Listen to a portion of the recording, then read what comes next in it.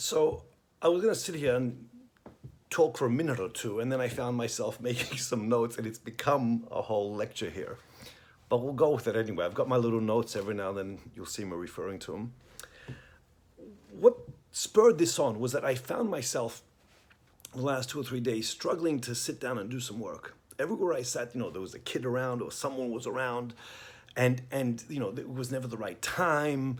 There was shit everywhere, and then one stage some guy was cutting down some tree across the street, and then someone was mowing his lawn, and then I got up to make a cup of coffee, hoping that settles the brain, or it doesn't, or whatever it is. And then it was time to eat, and then we went on Facebook, and then I got 20,000 phone calls. The point is that there will always be distractions, and they're very, very easy to succumb to. And while we're in the process of settling down to work, we actually call that work. So by the time we actually get to work, we spend 10, 15 minutes and go, well, I'm done. But it took you an hour or two to settle down. And I urge people, and I've been urging people, especially now that we're under this whole COVID-19, or whatever you want to call it, lockdown, now there's time to build the structure in your house, at your space where you're at all the time, and not just the place, but the people around you. Because if they get used to doing your work, they'll ignore you. They won't give a shit. So we let that stop us many, many times. Oh, well, such and such is here, such and such is there. The planets will never align. And if you understand that, you have a better chance at sitting down and getting to the work faster. Because what we're trying to do is get to the work. Most people confuse inspiration with work. What we're doing is we scan classes, we scan online classes, we scan online schools, and you usually comes in the form of a teacher with a quote at the bottom, such and such did this, and you can go back to, since day one, finding this stuff, you have quotes of Brando, Stella, Lee, all that kind of stuff. And you go, wow, when we read it, and we go, oh my God, that's so inspiring. And many schools put that on the websites like we all do. But that doesn't actually make you an actor. That inspires you. It's like a little blip, blip.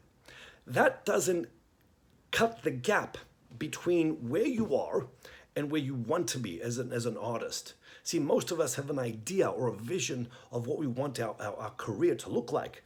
But the hard question is, where is it?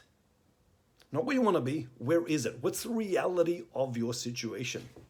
And that's what we're here to close.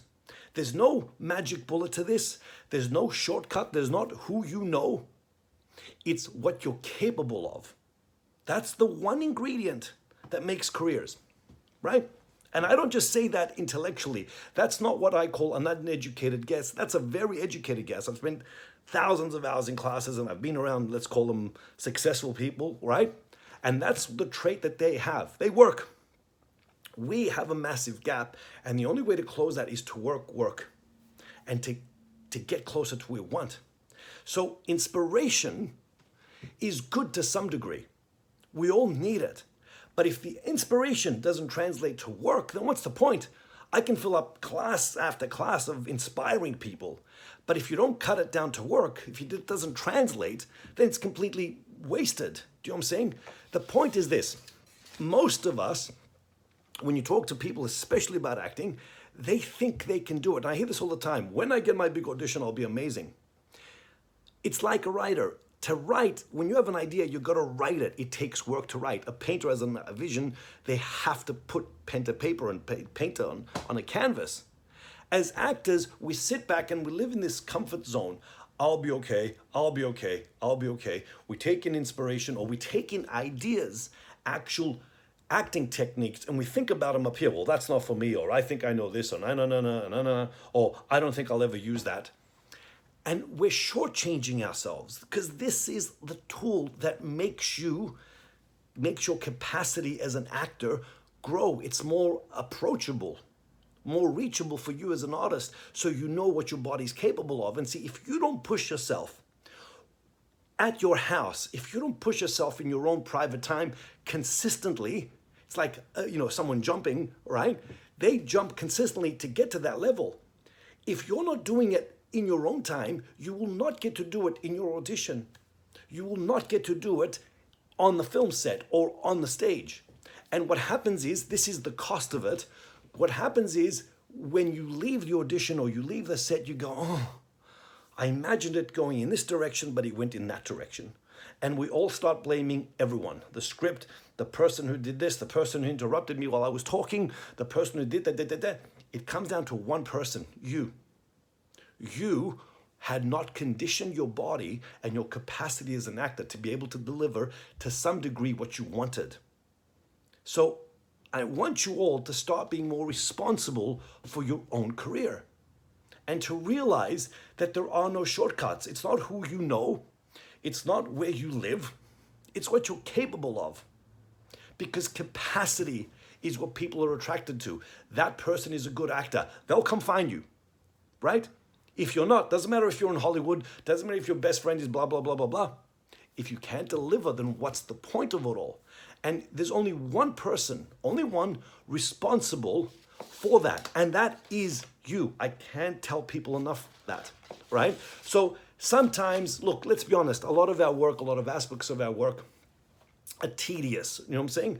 I mean, who wants to sit there doing relaxation for 40 minutes or an hour a day? Who wants to sit there doing some character work where you walk around as your character and walk and eat and shit and breathe and all that stuff as your character? Who wants to walk around reading plays or doing aspects of our work like sensory work or whatever it is you use? I don't care what method, what technique. See, that's another thing. We all get kind of defensive or cliche about it, or we go, I only do this. Learn them all, because you'll have them.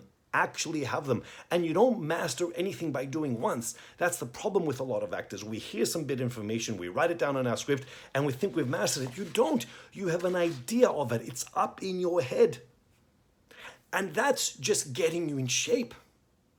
That's not even getting you to where you want, which is you delivering and doing your craft at your best potential.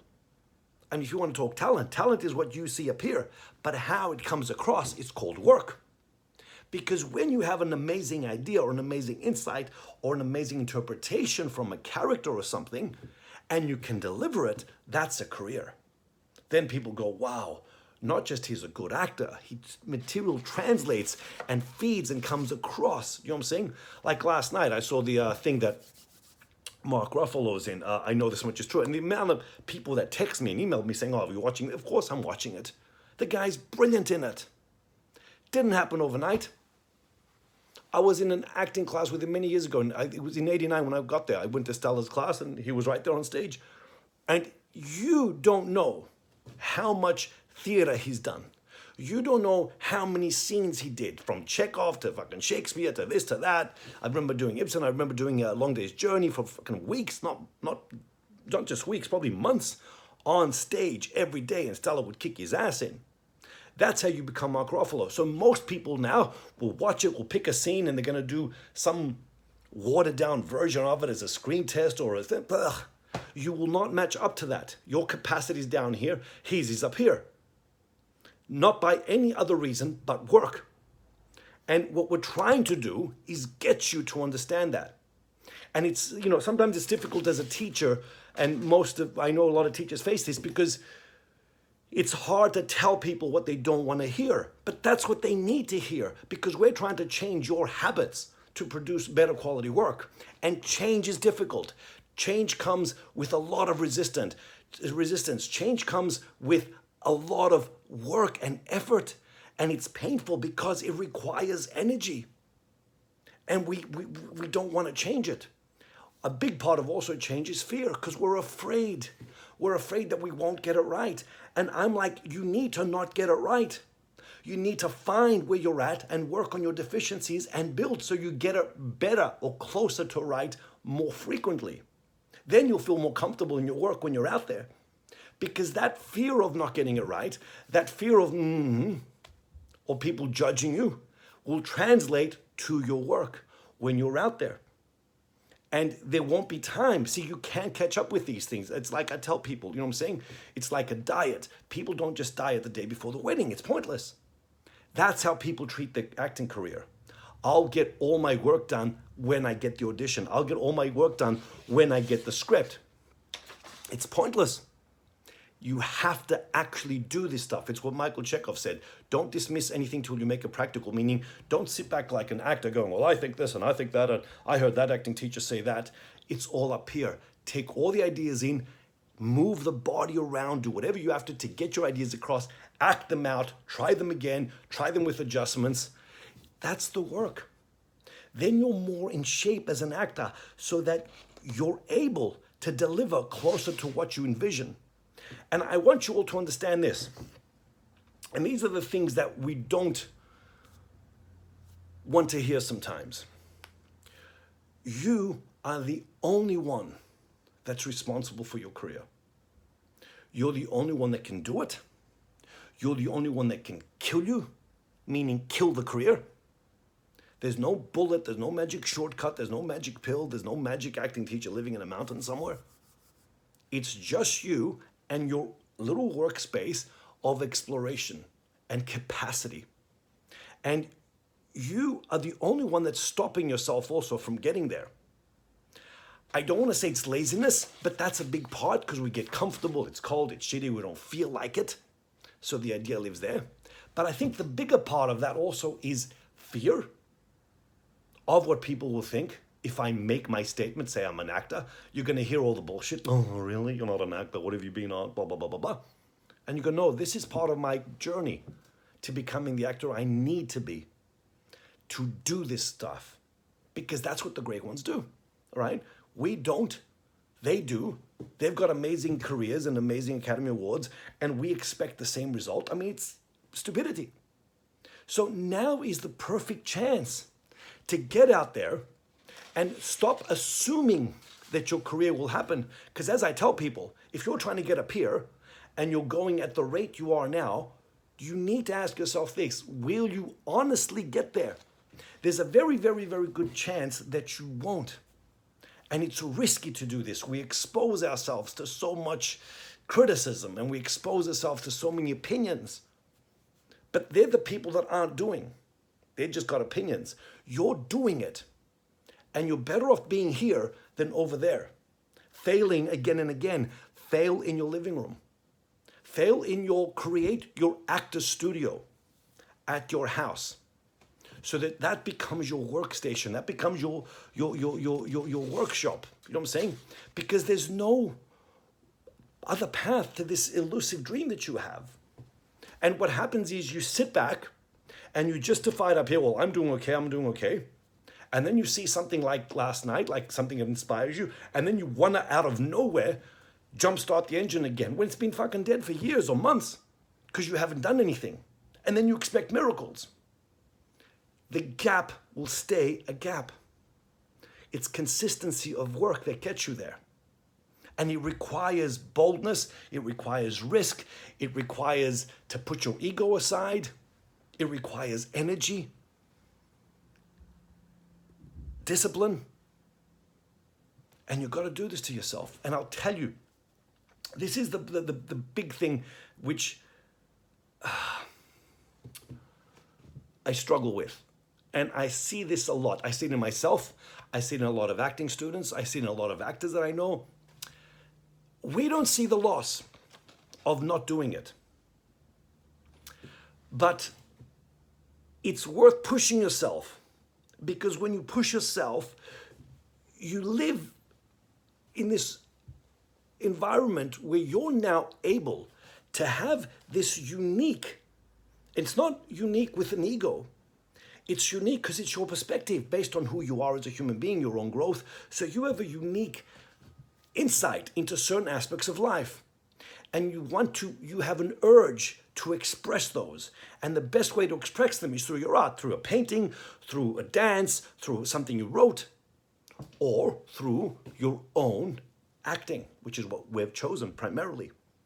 So now, because you've got this unique, beautiful translation of something in life and you put it into your art, there is a very, very good chance that someone else will see it and they see and learn something about their own life, and they start to go, wow, there's a whole new vision here. There's a whole new interpretation of life, of what I'm going through. And maybe, just maybe, for a brief moment, you've actually touched someone and made a change in their life. We create something that hopefully makes an impact to someone's life, and they grow out of it. And there's no bigger magic to our work. That's why they say art, it's not up here, it's here. You watch a painting or you watch a film and you feel it. And to touch someone at that level is living a life at a whole other level. It is worth investing your time in. It is worth you investing your discipline in. It is worth you investing everything you've got, your heart and soul, every day, so that you produce work out there and you keep pushing it out there and you make a change. If that is not worth doing, I don't know what is. This is why you started the journey. This is why a long time you said, I want to do this, because you had certain ideas about things and you wanted to share them. But now that you've made that decision, no one's forcing you to do this, I guarantee you. Now that you've made it, why aren't you actually doing it instead of just thinking about it? This is the best chance. This is the best time to do it. But it requires very, very little. It requires discipline. It requires you to look at your own self in the mirror and hold yourself accountable when you're not doing it. When you're not living at your full potential, you've got no one else to blame. This is why we teach, to give you at least some tools that we've learned over the years, all right, so that you have them, so that you're able to get your work out there, to get your ideas out there. That's what most people find inspiring, to watch great work, to watch someone land it. I can't tell you anything more than don't wait. Don't sell yourself short. Start today. Give yourself what you need, but it better translate to work. It better translate to you watching your own work consistently, so that you get to fully voice all the ideas that you have at your best capacity, at your full potential. Because if you don't, and this is the real cost, you will realize that really living with regret is worse than living with fear. And you don't want to do that to yourself. Not just you're shortchanging yourself, you're shortchanging the loss of art and the loss of interpretation of your art to the world. That's the bigger cost. So get going. Enough. Start. Commit. Do it.